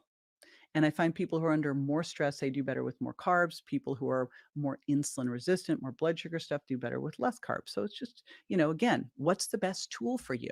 There's no specific macro formula that's right for everybody, or right for you now might be different for you later. So that's where tracking can really help you identify, where do I feel the best, because you are really your best nutritionist. Just tightening up the and sort of putting a little bow tie on the morning conversation. So we know protein. What does that look like for you in the morning? Like if you just give a few examples of how you hit that 50 grams of protein, what does that look like for you? Yeah, so I'm a big smoothie person, have been for Smoothie. years because it's so easy. And so, or I will do a nut base. Sadly, I wish that I could do dairy because whey protein and Greek style yogurt can be so amazing. However, when I was doing the whole weight loss resistance thing with the docs, one of the things I did was use a food sensitivity test. And so I had the opportunity to work with them in their offices and look at hundreds of these tests and then work with the lab director because who'd seen thousands and thousands of them. And the food sensitivity test, it's a tough one, looks at a delayed reaction to food due to gut permeability, leaky gut. Back when I first started talking about this, no one knew what leaky gut or food intolerance was, but we've had this test around as a tool for years. What I discovered in looking at these tests were that the majority of the people who took the test, I rarely ever saw someone with nothing. 90% of the people, dairy and eggs. Next tier was soy, corn, and peanuts. Gluten wasn't on that test, but gluten, as we know, creates leaky gut, makes your gut more permeable. And so the challenge I see in this and I actually just did a trial again because I've always been dairy intolerant. I thought, I'll try it again. I'll see. And in order to make that test work correctly, you have to eat it. And so I did Greek style yogurt and whey protein for a couple months and then bam, dairy intolerant again. So And what did that show up as for you? Was that it bloating? Was was, that yeah, little redness? bloating, skin issues, but it's inflammation. It will Right. trigger low-grade inflammation. A lot of times people won't even be aware of it. They'll go, "Oh, that's just normal for me. I get headaches, normal for me. I get gas and bloating, normal for me." No, that's not normal. That's your body going, "Hey, this is not working for you." And so Virgin Diet pulls that stuff out and then has you go back and challenge it so you can see the response because basically unmasks the food intolerance. You can also do a food sensitivity test. And so I did that and I was bummed because Greek style yogurt is a great easy one. And so for a while I was doing Greek style yogurt, stirring in my protein powder, That's what extra I do. That's what collagen. I do in the morning. And I was like, winner. Then I got the test. I was like, darn it. So Yeah, it's for me, it's I always had issues with dairy growing up. I didn't know it. And then I developed really bad acne. Then I went off of dairy. This was like when I was like 18, 19, primarily because I decided to become vegan. And my acne went completely away. and so do your muscles. I didn't even really have any muscles because I grew up vegetarian. Yeah. So Yeah, vegetarians are at the highest risk for this because they basically eat eggs and dairy and soy. And those yeah. are 3 of the most common food intolerances. So if you aren't dairy intolerant, then, those are great options for me. I am, and I find for so many of my people they are. So it's so easy to do a smoothie. Sometimes I'll do like an almond milk Greek style yogurt. I like the Kite Mhm. Hill one. I'll stir in some collagen and protein powder into that. Or I'll do like I love the Good Karma flax milk and the collagen and the protein powder, and I throw it Mm. all in a smoothie. And I use a little bit of green banana, Like it's just where you can peel it. I freeze that. I throw half a green banana and I throw in some chia or flax in there. And you feel So, full. oh, totally full. And then when's the next time that you end up eating for yourself? Um, I usually do breakfast around we get up at 6 and meditate. I usually do breakfast around 8, 8:30. We'll go to the gym about an hour at So the smoothie is kind of like pretty much right away, and then a about 2 little hours after waking up. 2 hours after waking up. Yeah, get up, meditate. We got a cold plunge. I talk myself into it, tell myself I only have to do it for a minute, Yeah. stay in for 4. Ugh. Um, and then I'll do lunch usually around 12, 1. What is the worst way? Not that we're demonizing anything, but if somebody's consistently starting their morning off like this, that's the opposite of what you're talking Oh about, my gosh. right? What's the A worst way? skinny latte and a muffin. A Do muffin. you know those muffins from Starbucks? I was doing how to start your day off right, and I discovered that the sugar in, like, the healthy morning muffin at Starbucks was the same amount of sugar as 2 Hostess cupcakes, Wow. right? And someone's going into Starbucks, and they're seeing it, and it looks like it's healthy, and it's got they're like, "Oh, I'll be good. I'll have the skinny latte," which is skim milk, so it's all sugar, and I'll have that little muffin. And it's Wow. just like, and you start a roller coaster when you do that, as you know. First of all, you just didn't shut down muscle protein breakdown, so it's continuing. So you're breaking down muscle, and you just raised your blood sugar, raised insulin, right? So, which is going to drop your blood sugar, but insulin's still high, so you can't get the fat from your fat store. So now you're hungry, you're breaking down muscle. It's the worst state to be in. Wow. Your morning is the key. Like, that sets the metabolic tone for the day. Mm. Before we move on, I'm just curious, Tessa, how much sugar does a skinny latte have? Can you look it up on the screen? Skinny Well, and then latte it depends what Starbucks. size. And let's do a grande because a lot of people love their big coffee in And the then you look morning. at what people are really getting. It's like, I'm so fascinated. I always wanna take pictures, and Tim's like, "Don't do that." Because you see what people are getting at the place. They get the egg white wrap, and then they get, like, the frappuccino. Yeah. I go, "One does not cancel the other out. It does Right, not right. work And I that think it way." just goes back to like under education. Grande latte. There we go. The skinny one. Well, it's really looking at those carbs of 28, and the sugars are 16. Yeah. Like, that's Wow. crazy. Nuts. That's crazy, especially In when liquid form, right? yeah, I was gonna Because we say, learned. don't drink your sugar. Right. Do Talk a not little bit drink more about that. that. Why is Like, drinking a that's a sugar? fast hit. At least people always go, "Well, what about fruit?" I go, "An apple's very different than apple juice." Right. I was at Vishen's A Fest, and I was doing a talk on sugar, and I go, "Apple juice is the worst," and Vishen's mom was sitting right. He goes, "My mom raised me on apple juice." I'm like, "Sorry, mom, but it's like a Coke. It's got more fructose than the fructose in a Coke." Hmm. Now, an apple's fantastic because you have all that fiber, the pectin, that's gonna slow down gastric emptying, but you have it just as a juice, it's a slam. It's the worst. Apple juice concentrate, which, by the way, this drives me nuts. On a label, you can say no sugar added and use apple juice concentrate, Wow. and it is worse for you than high fructose corn syrup. Mm. Like, that is criminal. Here's a mom trying to make the right decision. She's going into the store. She sees the little yogurt for her kid, and it says no sugar added. And it's got this garbage fruit at the bottom that's been soaked in apple juice concentrate that just turned it into a sundae. Mm. Anything else like that that you see people doing during their day that really throws them off? Like we talked about breakfast in particular, fruit in, Well, how about fruit the salad at juice. lunch that they Let's had? let's talk about that. Yeah. Let's talk What about about that? maybe they went and they got this low-fat salad with raspberry vinaigrette. It had some glazed walnuts on it and some cran raisins. Right? And a little lettuce, maybe, 5, 10 calories of lettuce, some chicken breast, so that was good. Couple tomatoes. A couple tomatoes, and it's basically a sundae, a chicken sundae, right? So you look at those things that people go have the Asian chicken salad, right? They're just so much sugar in these salad dressings. And unless if you were tracking, you wouldn't really see that. Mm-mm.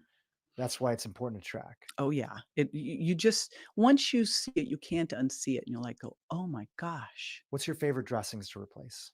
Oh, well, this is so easy. And The challenge is once you start to ask the questions at restaurants, you'll realize that the majority of oil used at restaurants are blends. They're not extra virgin olive oil, but you can get these little packets of extra virgin olive oil you can travel with. So the easiest thing to do at a restaurant is either get extra virgin olive oil and a lemon or red wine vinegar or guacamole. Like, you can always use a tablespoon or 2 of guacamole. That's what if I'm going to Chipotle, that's my dressing, the Mm. guacamole or the salsa. Um, but what you don't wanna do is use their salad dressing because it for sure is a blend with sugar. It's basically pro-inflammatory oils plus sugar. Like, that's a very bad combo, Yeah, right? and like you said previously, something that you do occasionally on top of the base is Right. one thing, but if every day at work somebody's getting that same salad, that same component, and they're still not heading in the right direction towards their goals, they still feel like every year they're putting on a couple of pounds. They feel like, "What's going on with me?" That's when you really have to look at everything that you're doing together and say, "Hey, what's actually going on?" Well, and that is again, I'm gonna go back to using a bioimpedance scale. Like, if people get anything here, track, protein, bioimpedance scale, lift heavy stuff. If you're tracking because if you're not tracking what your weight is made up of and your waist relative to your height, it drove me crazy for years that they wouldn't talk about waist height. I'm like, "I'm 6 feet tall. My waist is not gonna be the same as my 5 foot tall best friend. That's ridiculous."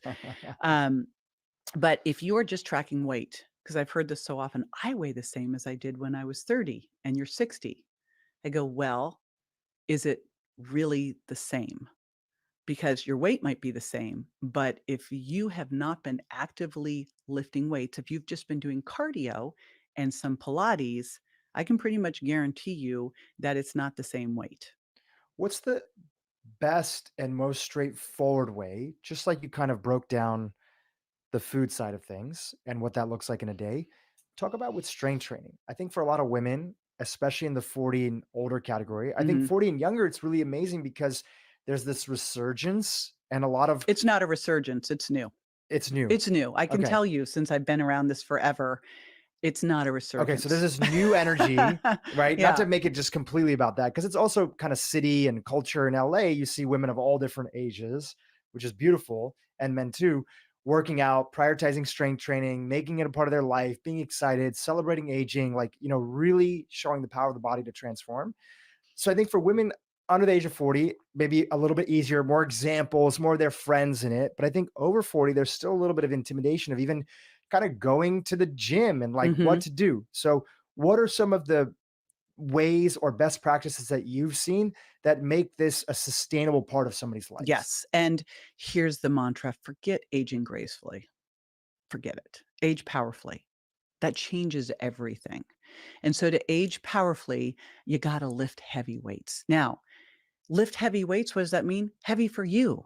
Right now, depending on where you are, that might be doing air squats over a chair. That's fine, but you'll progress and it'll get harder. So you don't have to go to a gym. You can do this at home. You do it where you're comfortable. For years, people go, I can't go to the gym. I don't have enough time. Well, first of all, I'd say make time. The number one reason people don't work out is they don't have time, but they have time for so many other things that do nothing for them. So I don't buy it. That's a so I don't have to statement. Make time, but you don't have to go to the gym because a lot of people aren't comfortable at the gym. There's so many online resources now for working out. But here's the foundational stuff. And this is where exercise gets challenging. As an exercise physiologist, there's so many different things for exercise. And there's cardiovascular training. And then within cardiovascular training, there's anaerobic and aerobic, like there's doing like very short bursts and then a little longer bursts and then longer than that burst and then steady state and then slow, right? So there's a cardiovascular training, there's flexibility, there's resistance. So lots of stuff here. So I'm going to give you the most important ones. Specifically, and I think with the emphasis because you've already said it on strength training, Yes. Well, right? strength and power. Strength and power training. And, as I looked at those stats, I will tell you I wasn't prioritizing power in my own workout, but also in just teaching it in general. And as I looked at that, I went, well, the biggest thing we lose as we age is power. And if you really think about what do we need? When you look at what does it mean to be fit, we need to be flexible. So that's where I love to, hey, do yoga or Pilates once a week. But especially I love yoga because as you age, you gotta be able to get off the floor. You gotta be able to stand on one leg. I mean, there's great, studies just showing the ability to balance on one leg and correlating that with all-cause mortality. Can't Mm, stand on one leg, you die faster. Can't get off the floor unassisted, you die faster. So, mm. that's where yoga's great. We started doing yoga, and I'm like, "Why am I doing this stupid thing here on one leg over there?" I don't wanna do it. And then I read this stuff, and I'm like, "Okay, I will do all of this stuff." Yeah, So you've gotta have the balance, you've gotta have the flexibility, you have to have the agility, and power is gonna help you do that. Why do people fall? They lose that. So it's muscle, strength, power, but the priority with is really power, strength, muscle. got it. And they're different types of training. Like in my grad thesis work, it was all on how do I create strength the fastest? That's not how you create muscle mass the fastest. Strength is like 1 to 5 reps, heaviest weight you can handle. Mm, Power is movement over time and really like, fast moving it, right? And then strength is doing repeated sets really in more like an 8 to 30 rep range. So when you're designing something, and I don't want to confuse people, first thing I'm going to say is you're not training to get better at training. You're training to be better at life. All those daily activity things you do. And in life, we are not bolted to the floor. So if everything you're doing at the gym are on machines, that doesn't translate as well to everyday life. mm. So ideally, and this is where I love a TRX machine because it can help support you as you start to go through these movements. So a squat is one that's fantastic. And you'll hear people say, I can't do that because of my back or my knee or whatever. Use a TRX machine to assist you. You can do a squat, you can do a one-legged squat, and you use less and less of holding on as you get better at it until you don't have to hold on, until you can use dumbbells or hold a weight here and do a goblet squat. So a squat is such a good functional movement. And someone might say they have a bad back. That was why I did the thesis work I did. It was all spinal lifting biomechanics, and that if you strengthen your quads, you would have a better back, right? You would take the pressure off. If you have a bad back, you better be good at squatting because you're going to have to get up and down off the toilet, off a chair, out of a low Mm. car. You have to do these things, right? The next one is a bent over row. And that is literally where you're bending over at the waist with your knees bent and you're pulling weights up because that's getting groceries out of the car. That's picking something up. Picking your luggage up. Right. So both a bent over row and a deadlift, these are such functional things that we do. And would you say generally for most people, again, if they're not used to incorporating the power, the strength, the resistance training that's there, you know, if you're serious about it and it's like this is your life, right? This is your Mhm. longevity. This is the rest of your years. You're Yeah, if you're setting the not serious about it, foundation, get serious about right? it. Get serious about it, which means for most people, it's going to be better, at least for a little while, to probably work with some local trainer, Yes, here's right? the thing. There's so many ways to do this because if you're thinking, "Well, I can't afford that." You don't need to work with the trainer every single time. Get the program set with the trainer, and hey, if it's a stretch, get a friend to do it with you, which is even better, or a Yeah. small group. Learn the moves, dial in your form, form over weight every single time. Before you add a weight, you better have your form dialed because, you know, when you really look at how people get injured, it's not usually at the gym. They'll get injured at the gym if they aren't not using good form. So form is first. That's why we need mirrors and to really feel it and to offset any imbalances that we have. So I think working with a trainer is essential or a physical therapist. Get these down. So a squat, a deadlift, a bent over row, a push up. I just did a YouTube video on all these because you can take a push up. You can do a push up against a wall. You can do a push up against a bench. You can do a push up on your hands and knees as a tabletop. You can do a push up on your toes. You can keep making that push up harder and harder and harder till you get to the point where you're doing jumping push ups, right, with a clap, or you're doing one arm push ups. So there's no end to push ups. The other one that's super important, especially for women, when they talk about bone density, they're like, walk. I go, that's not going to cut it. You need to axial load your spine. Like if you look at where we have issues, spine and hips, if you're doing an overhead press, and what's an overhead press? It's putting your luggage in the top part, right? In the upper compartment in the airplane. So overhead dumbbell presses are fantastic. So those things, when you look at it, we've got your hips hinging, right? We've got upper body pushing. That's going to be your chest and your triceps. We've got upper body pulling. I actually do pull-ups, and I think women should do pull-ups or hangs. I know they're like, "Oh my gosh." But if you just can hang, that's amazing for improving your grip strength, and grip strength is absolutely correlated with all-cause mortality. So those simple things can make all the difference, and there's a lot of room to improve, and they don't need much. You can have some dumbbells at home and a TRX machine. So it's easy enough to do to start at home if that's where you're comfortable. Are they targeting a minimum amount of working out on a week, right? For strength training in particular, Yeah. right? So the best thing that you can do, is to hit each body part minimally 2 days a week. Now, if someone's listening, they might go, "But you forgot core," because, like, I have my Core 4 program, and it's upper body pushing, upper body pulling, hips and thighs, and power core. But the reality is, if you are doing squats and deadlifts and push-ups, you are actually doing your core because it's engaged through all of that. It has to be. That's Mm, why it's so much nicer to do a push-up than like a seated chest press. Because a seated chest press, I don't have to engage my core. I can let just sag, whatever, right? But if I'm doing a push-up, I have to engage my core. If I'm doing an overhead press, I have to engage my core. So your core is engaged in all these. You want to hit each body part at least 2 times a week. 3 is really better. And I think since we are working against time here, 3 is better. Um, for strength, for muscular hypertrophy, the range, it was funny when I was in school way back when, it was 8 to 12 reps, multiple sets, and because you only grow a fiber you recruit, and you're not gonna recruit them all the first set, so you do multiple sets with, like, 60 to 90-second rest breaks so that you can recruit more and more and more. Now we know it can be up to 30 reps, which is important because if someone is concerned lifting heavier weights, because you have to get to the point where you feel like you really can't do another one. You're really close to that. And for most people, they're not there. They could go harder. And so if it's scary for you to lift heavier, you can go longer. It just hurts. I don't like it. It's like I make myself do that every once in a while. I'm like, we're going to do a long day. And I'm like, oh, I ate it so much. So for strength, and what you can do is throw in a strength day once a week or do a week of strength. A strength is really 1 to 5 sets. And that I'll do that like for a week every 4 to 6 weeks. And it's hard, mm. and you'll need like 2 to 3 minutes to recover. Now, I like to once a week throw in some power exercises. So for someone starting out, let's say squatting, that could just be doing a little squat jump.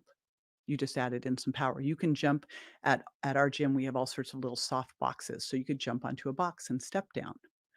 Um, it can be doing a little kettlebell swing. So something that involves moving faster. Yeah. And for anybody that's listening that's not even there yet, it's like just work with the Yeah. trainer. They're going to walk you through a lot of They this, are, right? they They're going to are. walk you through and they're You going to can even meet get you a at where you're at. virtual trainer. So if you're Totally. like, "I'm not leaving my house and there's no trainer around here," there are virtual trainers who can do this too. For sure. Throw the camera on you, watch your form. You can literally start with some bands and dumbbells. I'm a big, big fan of TRX. No affiliation, they should really hire me, but I'm a huge fan of TRX because there's so much you can do with this. And then the other thing that you can also use, if you, let's say, are restricted in any way, have an injury, are recovering from something, because one of the biggest things that throws people off their program is an injury or sickness. And blood flow restriction bands allow you to get to that fatigue at a lower weight. So if you have any of those issues, Google blood flow restriction bands. The person who created all of this was this Dr. Katsu, Kaatsu. And that's like a $1,600 unit, but you can get the ones are like $100. So you can always do that too. So there's the reason I'm pointing that out, there's no excuse. There's always a way. I remember when I had a knee surgery and I go to the gym, hop around, was lifting my weights, used a Schwinn Aerodyne with one leg and arms. I'm like, find a way. There's always a way. That's a great message. And it just goes back to this idea of strength training. People are listening. It's like, that sounds tough, but it should be tough. Yes, it is. Either It is tough. I don't remember, I had a mentor of mine who kind of shared this quote with me. He said, either you kick your ass or life will kick your ass. Life will still kick your ass, but you'll be better prepared for it. Yeah. Right. You'll And be able to so kick back. you'll be able to kick back, right? At least protect yourself. Well, and the other thing that we've done, is we go to this one place in Tampa called Camp Tampa where we do yoga. And we're like the old folks, the cute old couple in the yoga class, right? And this place is really cool. It's got 3 different buildings. One's some kind of a weight circuit class. One was this HIIT thing, and then we just would go to sound healing and hot yoga. And the hot yoga was hard. Like Mm, it's not a little restorative yoga class. This is right. like crow, you know. So we are holding our own here with these 20-year-old yogi girls. We see that there's this other class there. We know that we need to push ourselves harder on our training, so we sign up for that. We go over there and they're like, "Aren't you the yoga people? Uh, you sure you wanna go to this? This is an intimidating class." We walk into it, it's like black walls, it says grind time, it's got like disco music and lights and self-propelled treadmills down one lane and all these kettlebells and bands and step benches on the other, and we're like, "We got this." You know, we killed ourselves because literally we were like could have been everyone's parents, maybe even grandparents in the room. But what it really showed me too is we've got to keep trying different things and pushing ourselves. That's where a trainer can be great. That's where going to a class can be great. It's going to keep you young, learning new skills, hugely important. But holy smokes, I didn't push myself that hard. I'll push myself really hard with weights. I will just absolutely do it. But sprinting, uh-uh. I need to be in a class where I'm, like, gonna compete with everyone around me. What does it feel like to you to know that you are as fit as you are at the age that you're at? I'm actually the fittest I think I've ever been, which is super cool. I just did my body fat again because I was like, "I'm gonna be 60, like, look at this." I, like, literally just Yeah, you're went, ripped. I went, "All right, like, this is an opportunity." And I think we need to approach aging like this because you know what? You weed out the weak. I know it's like all of a sudden, it's like you're fit and in your 20s, you're everyone's fit. But all Yeah. of a sudden in your 60s, no, like Mark Sissom's the only one, right? You know? What's possible for you in your life, right? When you look around at your friends, the people that have been in this industry, colleagues, from high school, college, other stuff, you're looking around right now, what are the things that you can do, or even what's the mindset you have that maybe the folks that haven't prioritized that or haven't gotten serious about it, that they don't have? Right, and here's the thing, if you haven't prioritized it yet, hopefully through this series, you're going, "I am in," because it is never too late to start. I mean, my husband's always been active, he's always been athletic, but the shift that he's made in the last 6 months, kind of 'cause I was like, "Now you get" I robbed the cradle, but I'm like, "Now it's your turn to get inspired for your 60th birthday, like, let's go." Like, you have the opportunity now because you have more knowledge, more access to things, and probably more time to really do these things, and all of a sudden you look and you go, I'm gonna be able to do all this cool stuff for years. I remember we were in Santorini and the stairs, have you been to Santorini? I haven't, no. So, like, to go to any hotel, you are, like, hiking up and down the stairs. Meanwhile, the guys carrying the luggage are, like, throwing your suitcases over their shoulders and running up and down the stairs, and I'm thinking, "I wanna be able to come here." We went down to a restaurant in Santorini, and we walked all the way down these stairs. Everyone took burros up and down, and we walked all the way back up it, and I went, "I wanna be able to do this at 70, at 80, at 90." Mm. And so what do I need to do? Like, because you think about it, we work so hard.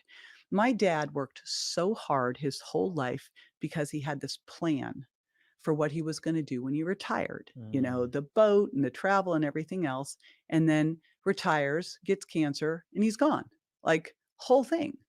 So you look and go, what do I need to do right now so that I can actually feel better than I ever have? Because it's possible. I think we don't think that. I remember when I was in Dr. Phil, he was like, don't think you're going to be able to be where you were in high school. I'm like, yeah, you're not going to be. You're going to be so much better than that. Mm. So much better than that. Right. So what if you approached it that way of like, game on, I'm going to train now for the fun, cool stuff that I want to be able to do in a decade, 2 decades, 3 decades. When it comes to this topic and it comes to women, women often have the burden of taking care of the whole Everything. family, right? Like everything is on their shoulders, right? And there's a conversation that I feel that needs to be had inside of that, which is this idea of reminding them that they have the permission to prioritize themselves Yes, in a when society that doesn't often allow for that. Can you right, talk well, about that? no one else is gonna do that for you. So if you don't decide that you're the priority, no one's gonna go, "You know what you should do today? You should take some self-care time."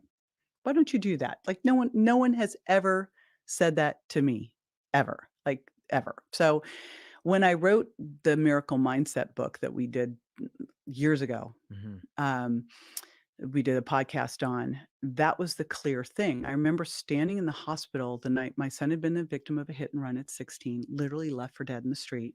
The doctors told us to let him die. We overruled them and got him to Harbor UCLA, which is the number 2 trauma center in the country and just a miracle working hospital. Mm. But that first night, I'm standing in the hospital. I'm like, okay, I have a 15-year-old at home. I'm 2 hours away. I have a 16-year-old literally between life and death, and I have Mm. no idea how long this gonna be, you know, a week and he'll be fine, or is this forever? Like, I have no idea, and I have the Virgin Diet coming out in a month. The launch starts, and I've invested everything that I possibly have in it. I'm the financial support for my family, and if that doesn't go, I will not be able to take care of my son. Holy smokes. I didn't say smokes. So, what do I need to do? I'm not gonna leave my son. Thankfully, the kid's dad was taking care of Bryce. I'm not leaving here, and this book has to go. Mm. And I thought, the only way I'm gonna pull this off is to make sure that I get enough sleep, that I eat correctly, that I exercise, that I manage my stress. Literally, this was running through my mind. Now, I walked in very healthy. And I called my friends and I'm like, help. Like Dr. Hyla Cass walks in with all of her adrenal supplements. Dr. Daniel Lehman walks in with all the stuff to help Grant. I was like, help. But I prioritized my self-care because I knew that there was no way I could, first of all, you can't go into the pediatric ICU with a sniffle, much less like, being totally sick. So I had to, under that amount of stress, be at the top of my game. What if we all live like that? You never know when these things are going to come up, but we literally are being faced with challenges all the time. I can't face a challenge if I'm not at my best self. Mm. Like I can't. None of us can. Who can? I remember when I was in high school, I would like sneak in my bed at night and take the flashlight and study because my mom was like, go to sleep. That won't help you. And she was right. Of course, moms are always are. But, you got to prioritize your sleep, your eating, your exercise. Then you can really do the best for everybody. And we Mm. all say it, but we don't do it because we feel guilty doing it. I'd say you got to start to feel guilty if you're not being the best role model for your family of what it means to truly take great care of yourself. Because if you don't take great care of yourself, I always ask women if I'm coaching them, do you want your daughters to behave like this? Because they will, they're watching, right? Right. They look up to you. They'll role model you as well. Mhm. No, that's a powerful message. Um, on that note, while we have our time here as we're winding down, I wanted to just briefly touch on two topics really quickly as part of that stack that you mentioned, and that's stress, and then also you chatted a little bit about it, sleep. As women age, and when it comes to menopause, perimenopause, that whole combination of things, are there any things that are important for them to keep in mind on these topics that you've seen with all the work, all the clients, all the books that you've written, all the women you've coached? Let's talk about sleep first, and then we'll talk about stress. Okay, oh, I'm so excited about stress. Doesn't that You sound wanna do stress bizarro? first? Um, well, we can just deal with sleep because I think it's actually even easier in a way. We don't need less sleep as we age, we need more, just like protein and exercise, like all of those, right? So I think with women, so often we don't prioritize our sleep. So that's a biggie.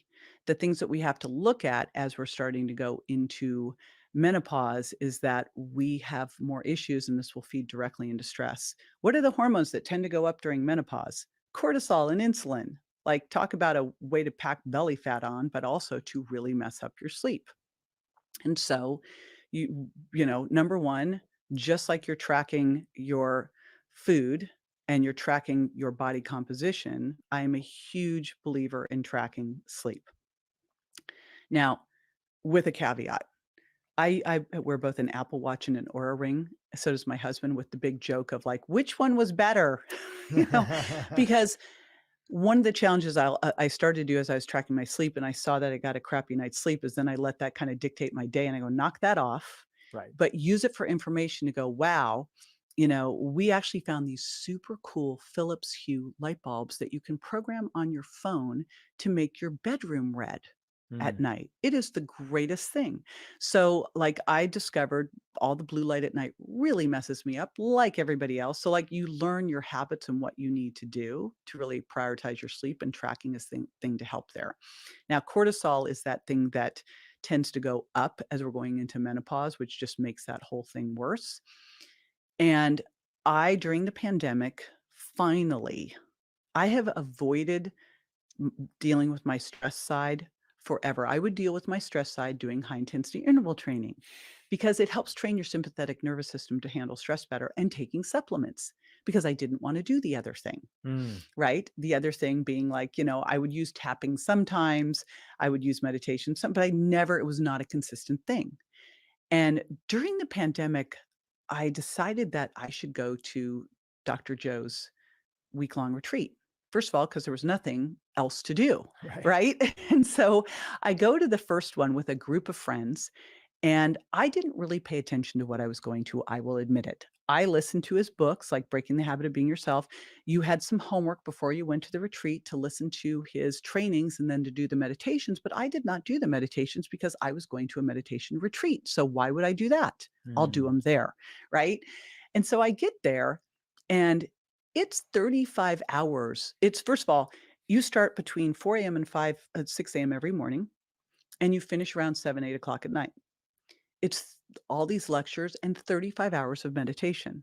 Wow. I'd never done more than 20 minutes of meditation. I never really done it because I was thinking about all things I need to do.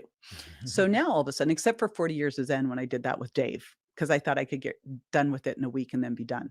That's like deciding you're going to do all your workouts in a week and then never work out again. So as I'm going through this first week and watching everyone around me have these profound experiences, and I'm in the middle of my head, I went, you know what? This is like training your nervous system, just like you would train your musculoskeletal system. This is training your nervous system.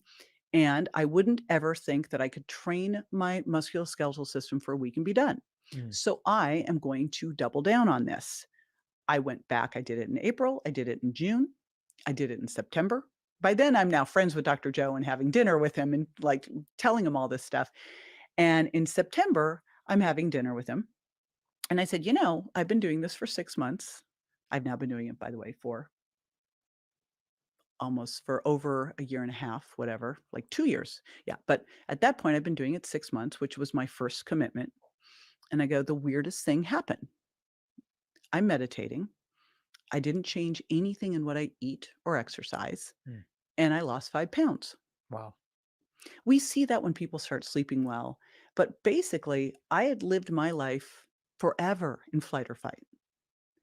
And all of a sudden, my body, and I'd had chronic shortness of breath my entire adult life. At Mm. first, I was like, it's exercise induced asthma. I was like in so much denial.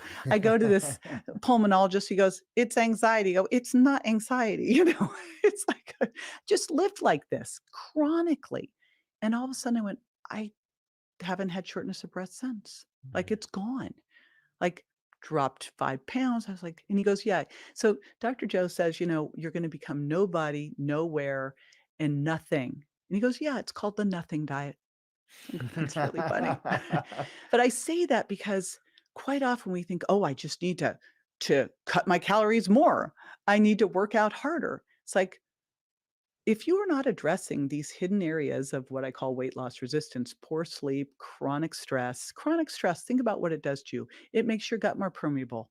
Now you will Mm. have food intolerances. That will create inflammation. That causes insulin resistance and causes cravings and weight gain. It will mess up your serotonin and your dopamine.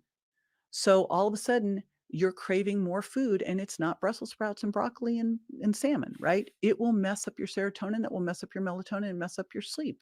It will break down muscle. It will raise blood sugar. I used to see clients early on that would have, everything made sense. Their triglycerides looked great, their cholesterol looked great, and they had this bizarro elevated blood sugar, and it was stress. Mm. So, like, this is that thing that you can't just ignore. And ridiculous that I ignored it for as long as I did. So it's like a, cautionary tale. If you're one of those people out there that's like, okay, I'll just do more hit training to handle it. Like, the meditation commitment, like going to Dr. Joe's and then going, and now you do this every morning. I'm like, I don't have time for this. The craziest thing is meditating in the mornings has given me so much time. I can solve so Mm, much there. I'll just like get things done in the quantum. It's like I save so much time, mm. So huge, And you don't huge spend a draw. lot of your day constantly reacting to things, the inertia Oh, of oh, this is everything that's even there. funnier that you brought that up. So my team goes, we've been tracking you since you started this meditation, and we would like you to keep going because the difference is unbelievable. Like, yeah, nothing like I am in the color code is super red. I am in a quick start on Colby. I'm a super like would be very reactive and it's like, nah, it's like now I can just take a breath, pause. It's quite a gift. That's So, whatever someone's bliss is, again, there's so many options out there. Find the thing that yeah, works for you. It's like that missing element of wellness that really you can't be truly healthy without. a great reminder. And I so appreciate you opening up about not just that, but so many other aspects. As you mentioned, we did a whole podcast about the miracle mindset, everything you went through. Your son, by the way, how's your son doing today? He was doing a lot better and then got re-injured. Mm, So, thankfully, I have the most amazing team. Shout out to Dr. Daniel Amen, yeah, yeah. Dr. Kara Hopner, Dr. Kat Toops. I mean, I have like the most incredible people around me. Um, and so we just went back into it and started healing it again. So, it's been a frustrating journey, but on the other hand, like he's here. We Yeah. did a 10-year kind of birthday party for him because this was someone who wasn't supposed to live through the night. So he was like, I'm just so grateful to be here. And obviously, hit and run, extreme example of some of the things that can happen in the zigs and zags of life, but we're all going to have something, some event, some situation, the loss of a loved one, something that's Yeah, I'd there say that's going to come in, plural. right? Plural for some people that are out there. And it's just another reminder of why we need that core element of resilience, feeling good, strength training, eating well, taking care of our body, because if we can't show up for ourselves, we're not the best person for everybody else around us. Amen. Amen. JJ, this has been great. Talk a little bit about your world of how people can keep in touch. You have some great products out there as well too, a podcast of your own, which Yes. I've been seeing like higher and higher on the charts. So Yes. congratulations on that. So yeah, talk a Yes. little bit about that. Thank you. Well, we rebranded it.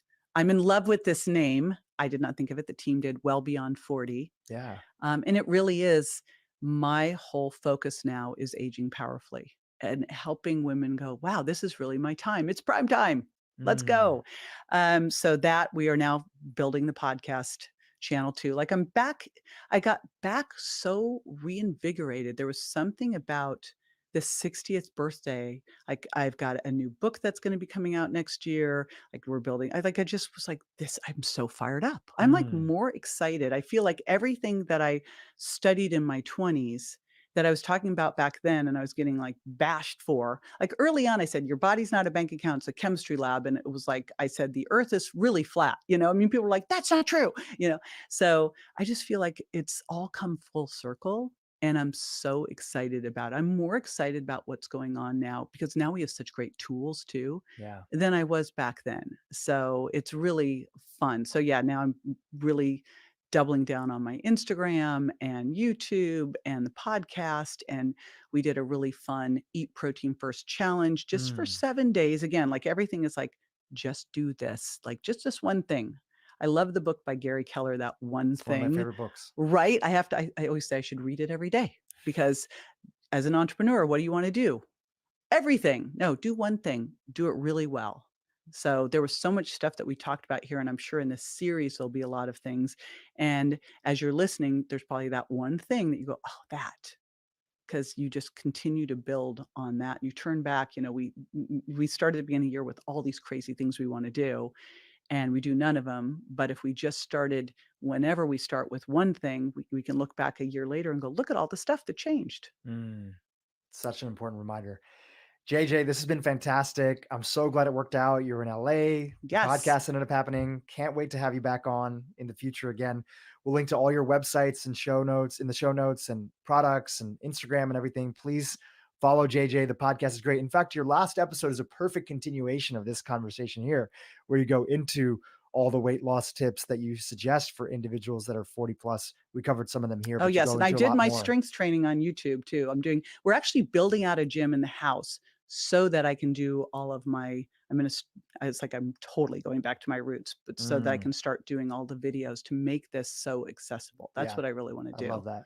I love that. We'll link to that as well. Thank you so much, Thank JJ. you. Such a pleasure. Hey, YouTube, if you enjoyed what you just saw, keep watching for more great content on how to improve your brain.